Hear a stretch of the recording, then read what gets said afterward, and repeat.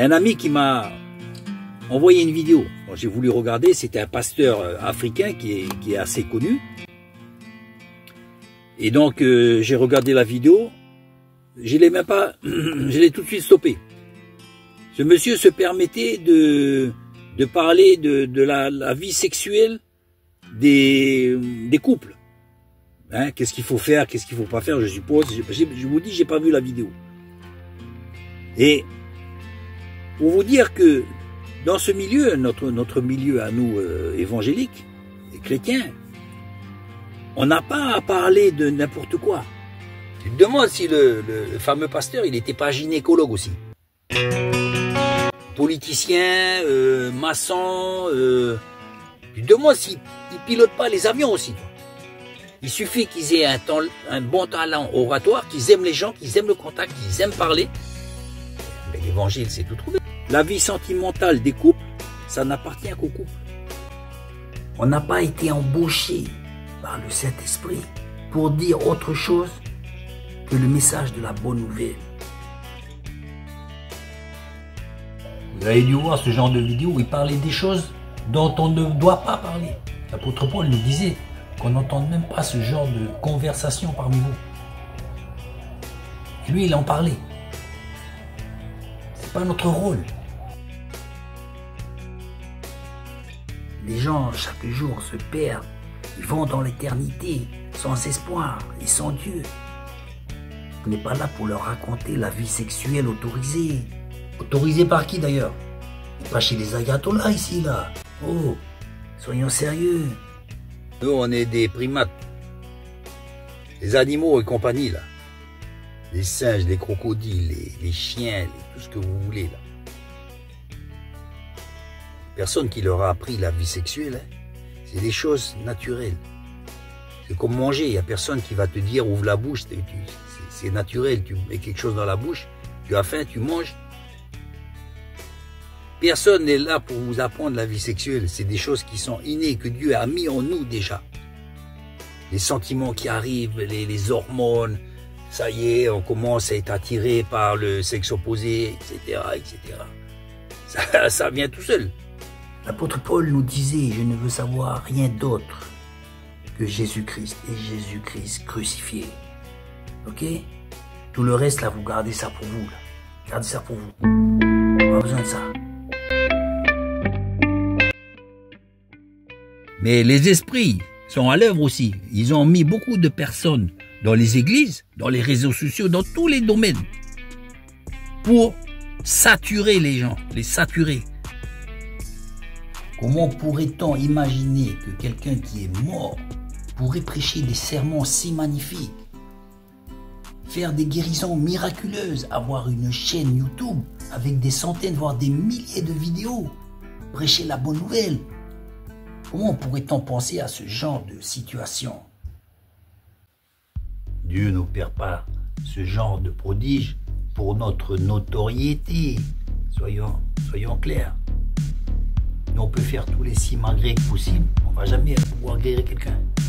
Jamais. Je comprends, ça puisse prendre la tête. Ça puisse monter à la tête plutôt. Puis ça y est. On commence à planer, je sais pas. Il doit y avoir un effet hallucinogène. Tous ces prodiges et ces miracles, ces guérisons, Dieu les fait pour la gloire de son nom à lui. Pas pour nous la jouer, là. C'est lui qui opère pour la gloire de son nom et parce que lui, Dieu, il aime les gens. Il nous donne pas ça là, pour qu'on fasse une attraction. Favorable ou pas favorable, on parle. Mais on peut comprendre que les gens soient échaudés par tout ce qu'ils voient, tout ce qu'ils entendent. Les gens, ils disent n'importe quoi sur Dieu. Donc les gens, quand ils voient ça, là, aujourd'hui, je ne sais pas si vous avez vu, dès que vous parlez de Dieu, les mecs, ils tournent les talons. Pratiquement, il ne faut surtout pas aborder ce sujet.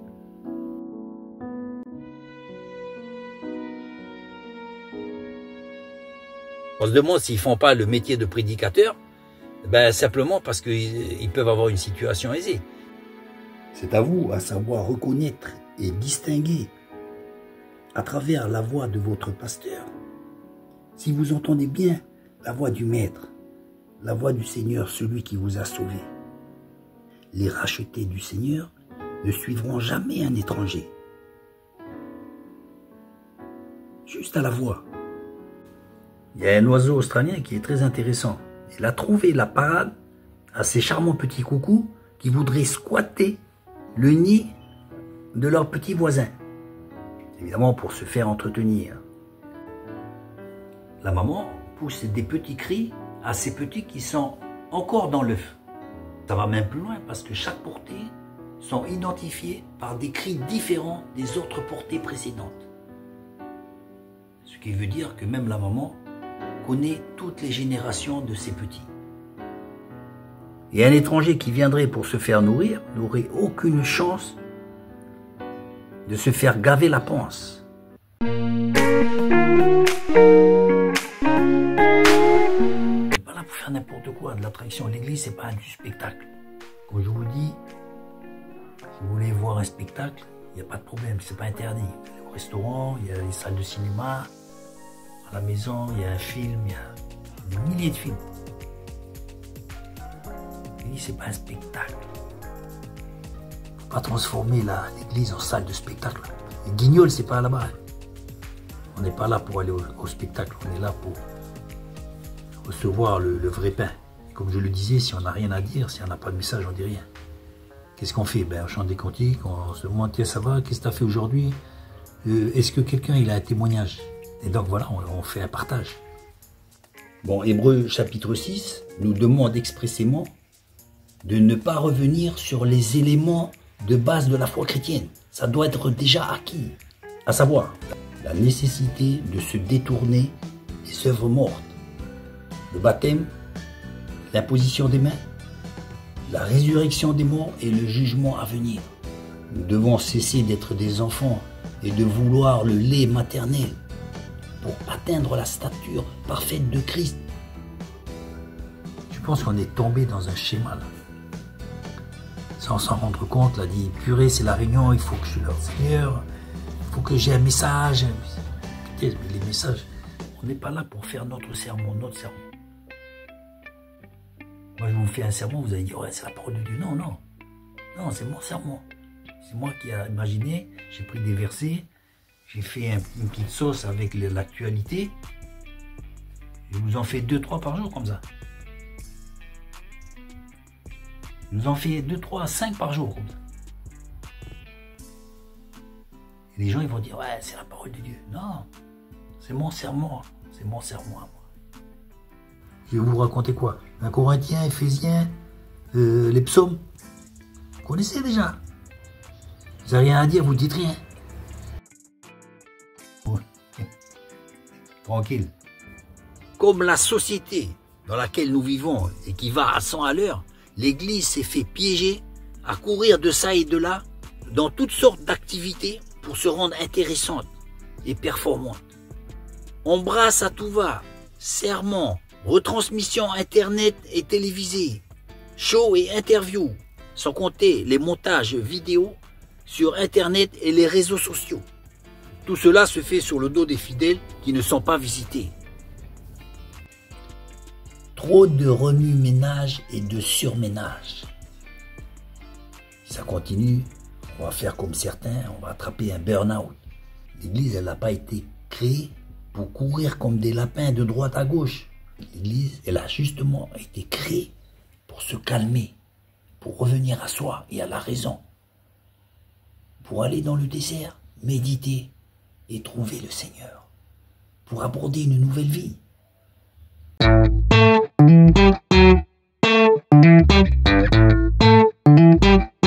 Certains de ces leaders, soi-disant charismatiques, font tout pour se rendre indispensables et incontournables, alors que toutes ces choses peuvent se trouver dans la solitude, la tranquillité de votre intimité avec le Seigneur.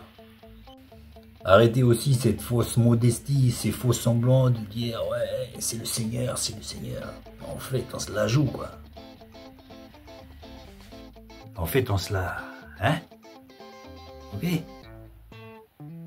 Tranquille, tranquille, là. On se calme. C'est lui là-haut. Le boss, il est là-haut.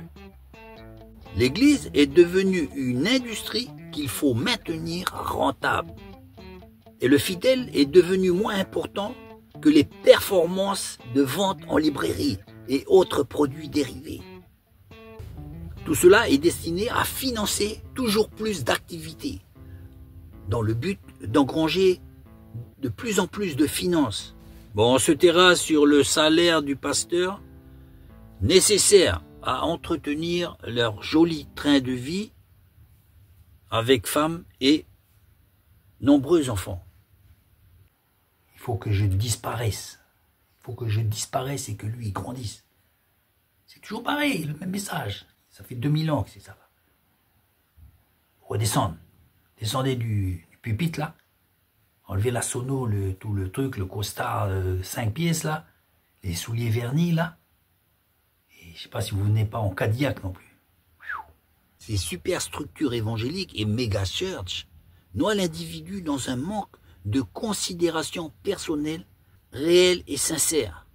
Ainsi, le Saint-Esprit a été remplacé par la montre. Et nos jolis habits nous font oublier que nous sommes devenus nus. Et tout cela au son d'innombrables cantiques. Alléluia, le Seigneur est bon. Amen. Le maître, il est venu là, il était à 20 pieds, le maître. Il avait rien pour dormir. Et vous êtes plus grand que le maître? Vous êtes plus grand? Comment ça se fait que vous avez tant d'opulence là?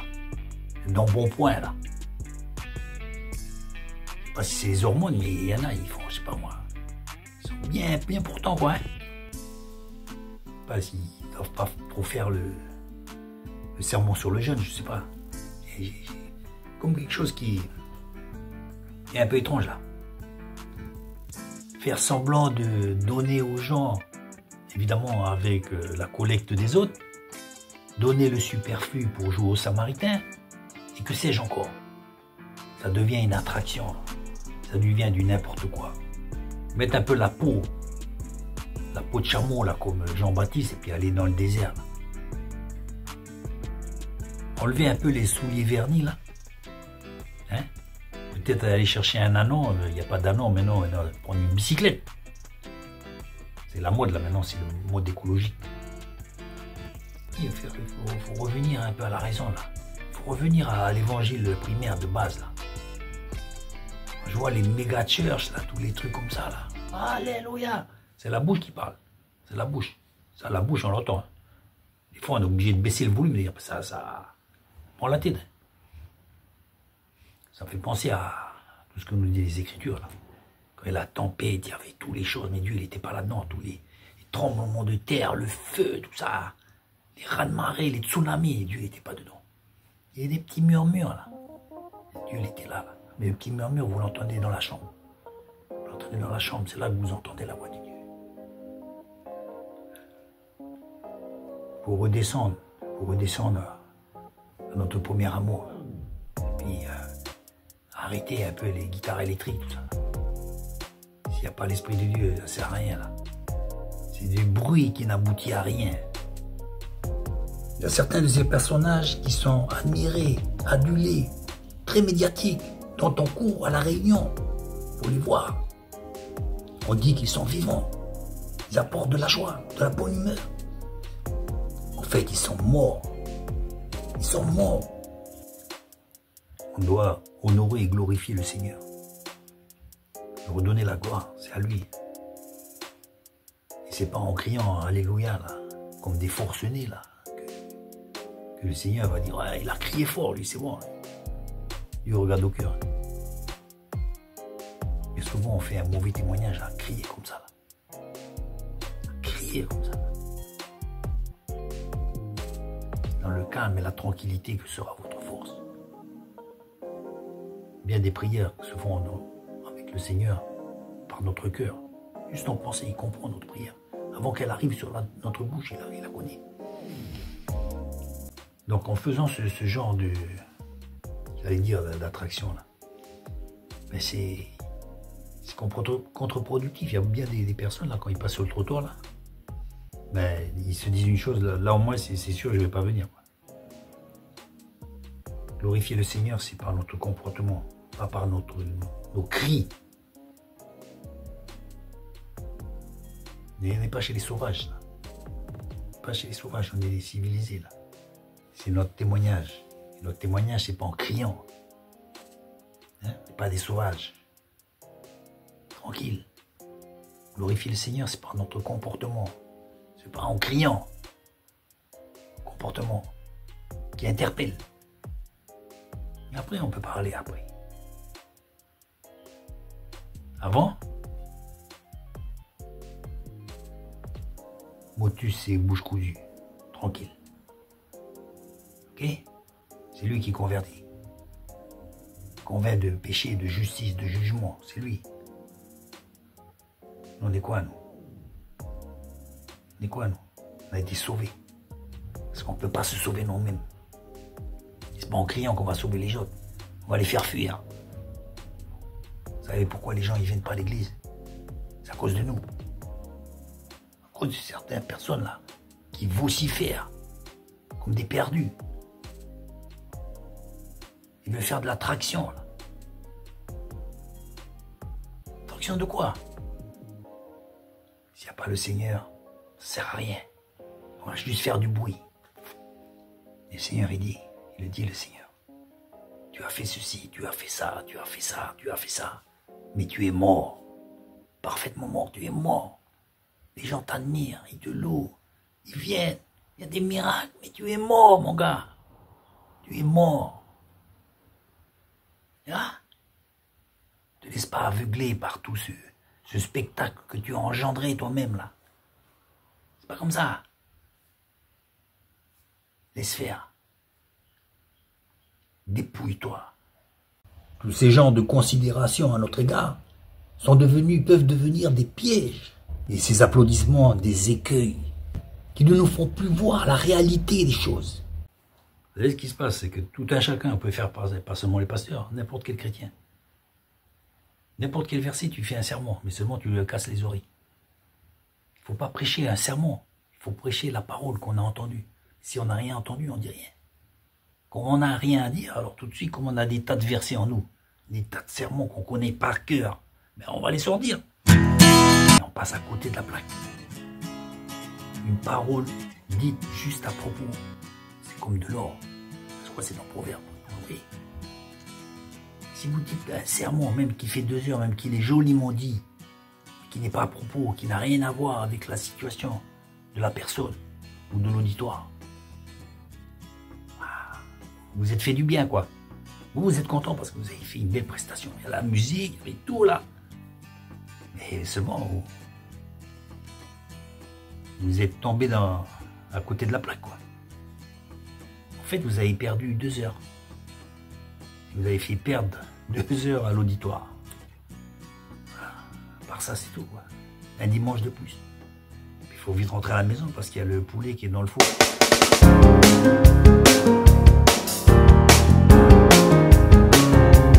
Entre nous, je ne sais pas si vous avez vu, vous avez remarqué comme vous et moi. Hein. Alors, les gens qui sortent du restaurant, ils sortent du cinéma, d'un spectacle, ils font des soirées entre amis. Ils ont la bonne mine aussi, ils sont à la joie, ils sont joyeux. Comme nous. Mais quelle est la différence? Ne sont-ils pas eux aussi heureux? Et notre joie est-elle la vraie? Posons-nous la question. Vous savez, être pasteur, prédicateur, évangéliste, simple chrétien, c'est pas on fait ce qu'on veut, quoi. On a comme certains, ils prennent la Bible au hasard. On a une mission importante. On est au service du Créateur. Il ne faut pas faire n'importe quoi. Donc faisons attention parce que le travail qu'on fait là, c'est un travail, oui c'est un travail. Il ne faut pas faire n'importe quoi. Parce qu'un jour on risque de se retrouver à la porte. Et on s'apercevra qu'on a passé des mois, des jours, des années pour rien, quoi.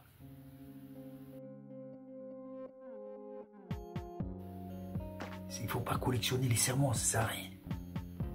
C'est pas pour me vanter, c'est peut-être pas le mot. La plupart des choses, des choses spirituelles que j'ai reçues là, c'est quand j'étais à la maison, c'était pas l'église. Non pas que l'église est pas bonne, si l'église est bonne, on apprend les études bibliques, tout ça c'est bon. les meilleures choses que j'ai attrapées, que j'ai obtenues, c'est pas évidemment pour mon expérience, mais aussi avec la méditation. Tout seul, là, tranquille dans le calme. Vous lisez la parole, vous méditez, il y a l'esprit qui est là. C'est prodigieux, c'est merveilleux. Il n'y a pas mieux que votre relation personnelle.